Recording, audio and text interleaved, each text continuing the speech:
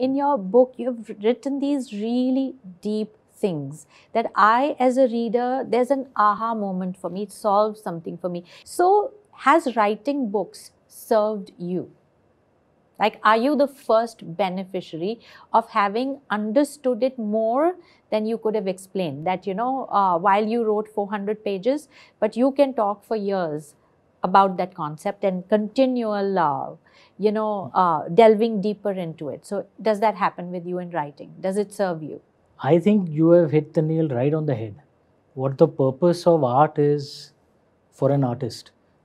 Because the primary audience for the art is the artist himself or herself, right? My books have changed me dramatically. If you'd met me in my banking days, I was a very typical IM MBA type, very hyper competitive, aggressive. I used to shout and scream a lot, always unhappy. Whenever I got a bonus, no, the bonus is not good enough.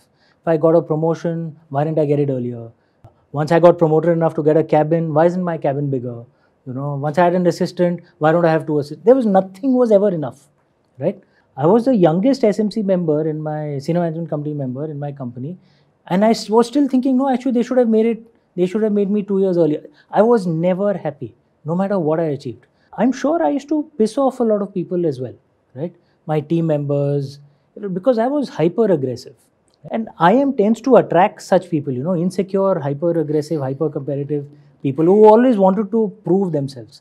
It's a very nature of, the competitive exam and the selection, the way you actually, you're given grades out there. There's a thing of relative grading. So your actual marks don't matter. Your actual marks in comparison to the class average defines your grade.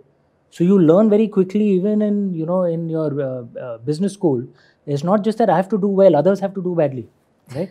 You get into that frame of mind, which is perhaps good for your employer. It's not good for you internally, obviously, right? And what my books did for me is actually change my character by 180 degrees. I actually calmed down a lot.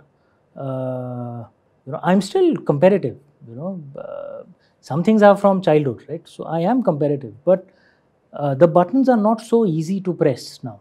When you're hyper competitive, people can see it and exploit it, right? Abhe tu itna bhi nahi kar sakta, now it's not so, the buttons aren't so clearly visible. I don't shout and scream as much as I used to. I'm a lot calmer, and bizarrely actually I'm doing a lot better in life. So it's not that you have to be this shouting, screaming, hyper aggressive guy to do well in life. That's one of the things I've learned. You can actually be calm and relaxed, and you'll actually do better. I kind of came back to balance, and this has helped me even more, like I said, in the last 4 or 5 years, that if I had passed through this difficult phase while I was still the kind of man I was, I don't think I would have been able to handle it as well. Now it's like, fine, this is part of life. Now I need to figure out how to manage it. So I've actually said this a few times. I think the greatest blessings of my books, the greatest blessings of Lord Shiva on me is not that he changed my world, is that he changed me. And the world is exactly the way it is. I am much better able to handle it. And I think this is the true purpose of art for an artist. And if you can kind of do it that way, then the art that comes out is purely from your soul, because it is the voice of your soul. I know this might sound, theoretical, philosophical, but I've actually lived it. Yeah, your evidence of it. No one is free from the ups and downs of life. No one has a bed of roses. Gautam Buddha had said in his first of his 4 noble truths, grief is the fundamental reality of the universe. All of us get it, right? It's how we react to it that defines our life. Right.